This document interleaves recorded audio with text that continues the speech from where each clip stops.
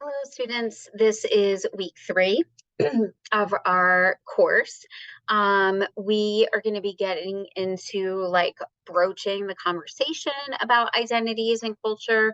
Um, so this week we have 2 chapters that we're going to look at, as well as 2 pieces of supplemental material. And so I am going to share my screen. Okay, so the first piece of supplemental material is the 10 strategies to intentionally use group work to transform hate, facilitate courageous conversations, and enhance community building. And so this article ultimately does get a little bit into the social justice, the multicultural and social justice counseling competencies, and how to use them. And while it does touch specifically on group work, these are ultimately things that we can use just to facilitate those courageous conversations. And so they can definitely be done individually as well. And so again, the introduction and the purpose and everything talks about our competencies, our code of ethics, all of those sorts of things. It has lots of resources and references throughout the article, and then it goes through those 10 different pieces. So acknowledging that culture and power are always present, developing multicultural and social justice competencies, create brave, affirming, and humanizing spaces, process group experience with purpose. So really dig into the process of what happened. So how does just kind of being here and engaging in that conversation or that topic impact us? Cultivating culture of humility, which we talk about a number of times this semester, is so important. Engaging in intentional unity building, practicing mindful and reflective group facilitation, lean in and keep going even when it's uncomfortable, consider possibilities of action, and assess the impact of the work that we're doing. And so again, this is a really great resource, something to take a look at whether or not you're going to be working with groups. Okay. So the next piece of supplemental material is the multicultural and social justice competencies. And so actually I'm going to stop share just to make sure that you're able to see that I switched. Okay, so this is what it looks like. Again, those of you who have had the mental health course with me will be very familiar with this. Basically, it's where do we sit on this, and where do our clients sit, and how does that impact the relationship from all of these different levels. And so this document goes on to talk a lot more about the specific competencies that we as counselors should possess in working with a variety of clients. So, first, what we always talk about, counselor self-awareness, client worldview, having a good idea of that, right? From the cultural formulation interview can help us with that. Building the counselor relationship. How do we advocate, right? Like, how do we engage in strategies directly with our client for that? How do we kind of go out at different levels and go from our client to maybe our local community and continue to go out wide, the profession, all of that stuff. And so again, it's just a lot of really great information and something that is necessary for us to be aware of, to be acting as ethical counselors. All right, so we're going to get into the 2 chapters for this week. We're jumping all the way to chapter 25 and 26. So here we go. So chapter 25 is about broaching race and other cultural identities, and kind of the how-tos and the when-tos and things like that. How do we define broaching? And so this is a way in which we address the subjects of race, ethnicity, culture during the counseling process, and how we consider the factors that may influence the counseling or the client's counseling concerns. So kind of from their worldview. And so it's selective attention to cultural factors that may impact their experiences. And during this process, we as the counselor do not define their race or culture as the primary source of concern, but consider the way in which their difficulties, challenges, issues, whatever they're presenting with in counseling may be impacted by those contexts. And so ultimately you're working together with the client to determine how these things impact their related concerns and generate a plan of action that ultimately works for them. So some consequences of avoiding this conversation is that we can lose our credibility because we're not knowledgeable or we don't seem knowledgeable and aware of it. Clients may become dissatisfied, feeling that they are not fully understood. They may censor their own thoughts and not share quite as much because they may not feel comfortable or, again, that they would be understood. They also can sometimes accommodate our inability to broach racial and cultural factors by then not bringing up their own. Like, so the counselor is really uncomfortable with this, so I'm not going to bring it up and make them uncomfortable. The client may have to then educate the counselor in ways that detract from the counseling process. So the client is doing all of this work to educate us instead of us doing that work. It can impact forgiveness and premature termination. So this is the continuum of broaching behaviors that your textbook identifies, the complete avoidance and the way of being in fusion, and how we can kind of fall along those lines, and maybe kind of try to move towards the way of being, that this is just kind of part of the process and it's just a natural thing that I do with my clients. Some multi-dimensional model of broaching behavior includes intra-counseling, intra-individual, intra-racial, ethnic, and cultural, and then interracial, ethnic, and cultural dimensions within the counseling process. So the intra-counseling dimensions refer to the interpersonal processes that govern the relationship between you as the counselor and the client. And so differences and misunderstandings can have a really impactful way of derailing or leading to misunderstandings and things like that, just kind of impacting in a negative way the counseling process. And so an example is, I know that this can sometimes be a difficult topic to discuss, but I was wondering how you feel about working with someone who's from a different racial or ethnic background. I ask because although it is certainly my goal to be as helpful to you as possible, I can also know that there may be times that I may not fully be able to appreciate your experiences. And I want you to know that I'm always open to talking about topics whenever they're relevant. The intra-individual dimensions are listed below. And so obviously this is not a comprehensive list of all the different identities that might be discussed.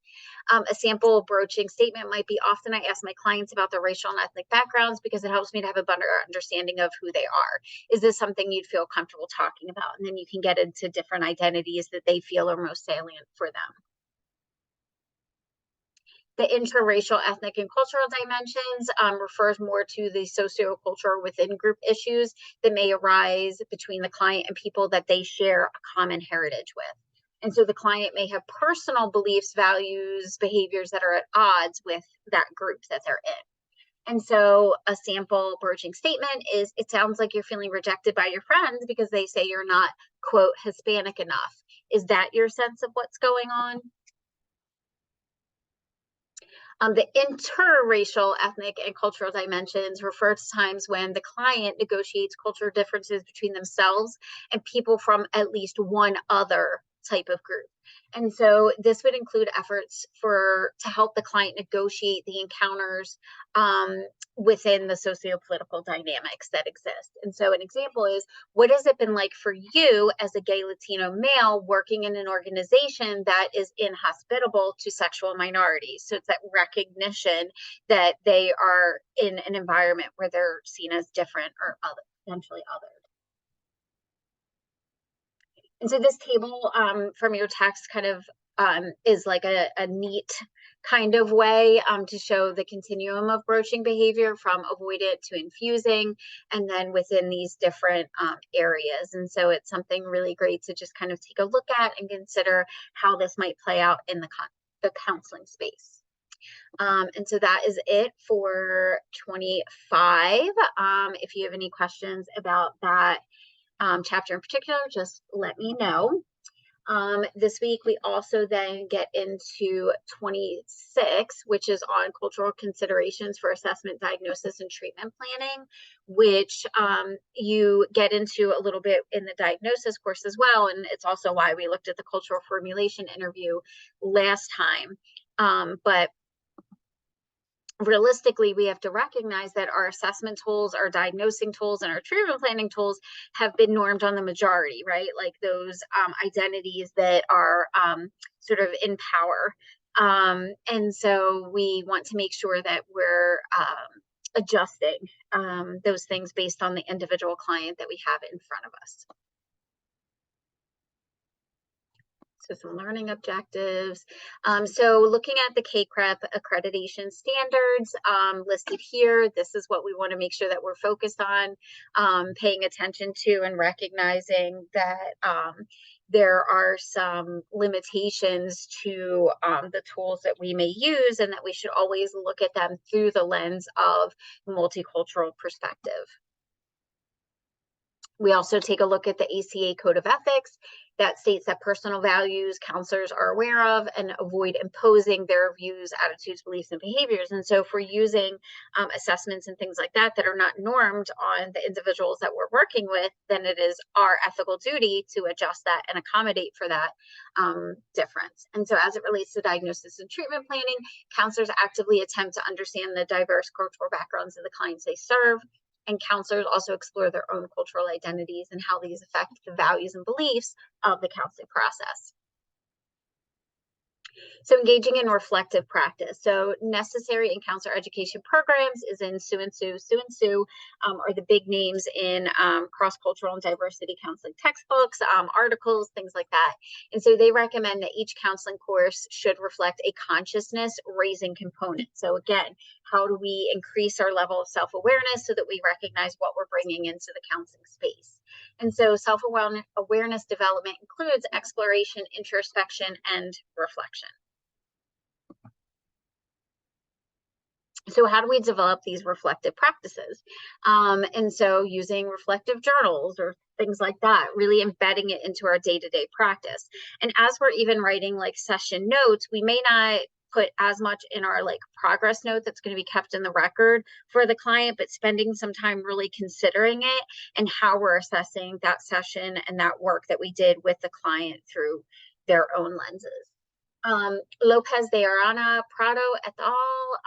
Identified 3 levels of reflective practices: concrete description of the observation, going deeper and bringing in previous knowledge of self and theory and how that relates to that situation. And then the 3rd level, focusing on understanding the underpinnings of the identified situation. So looking at kind of the reverse of it, the insensitivity that can be present. And so we know that scientific racism has occurred and is occurring and is present in many of the tools that we use. And the experiences of people from marginalized communities are often conceptualized through the lens of the white Euro-American and middle-class perspectives. So this results in overemphasis on creating modifications to the traditional white models of therapy, along with a more embedded racist understanding of pathology. So when we look at the DSM, its historical roots rest on a symptom-based system that is descriptive in nature and emphasizes the medical model of mental health. Most of the authors are currently medical professionals from the field of psychology and are not representative of the counseling profession. And so, as you may be aware, the APA, the American Psychological Association, is the one who publishes the DSM. So it's not from the counseling space. And so we want to make sure that we're considering that mental health counselors are one of the largest consumers of the DSM, which leaves the voice of the profession missing from creating the manual that we consider to be so important. Now we're going to take a look a little bit more at assessments. It's important to understand how it manifests within assessments. And when conducting them, we should be aware that all information considered in assessments are all culturally bound phenomena. So it's going to look very different from one culture to another. And so, for example, an Asian client's reluctance to freely reveal personal information may be labeled as resistant or result in a misdiagnosis, when that just may be something within their individual culture or their family expectations that we don't share that personal information with others. Insight-oriented behavior, self-disclosure, and trusting the medical community are also all culturally bound behaviors that can be misconstrued. It may be seen as the norm to accept what the medical community tells us, where in other cultures and identities, it's like, no, we don't just blanketly trust the medical community because they have caused harm historically. So how do we use appropriate assessment and treatment tools? One is the informed consent. And so taking some extra time to go over what the informed consent says and expectations of counseling that may not be obvious to individuals who are from other cultures or, different ways of being. Take a look at the mental status exam and ways in which this can be used effectively for certain clients and maybe not necessarily others. Non-native English speakers will often interpret questions differently than maybe they're intended. And so making sure that the individual taking the assessment does have a good understanding of what they're responding to.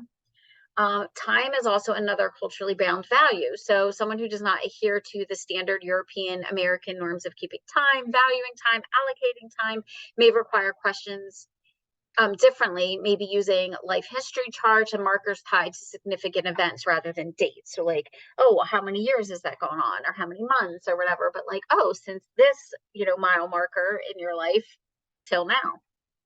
Gathering information is something that we want to make sure we're aware may not be coming in a certain way that we can expect it, like maybe chronologically.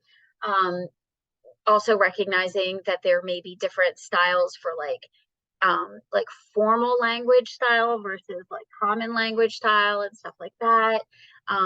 Some cultures may not like to be asked a lot of questions. That doesn't feel comfortable. Others, want those questions and won't actively divulge otherwise. And so there are just so many different things to consider that it would be impossible to list them all, but these are some examples of them.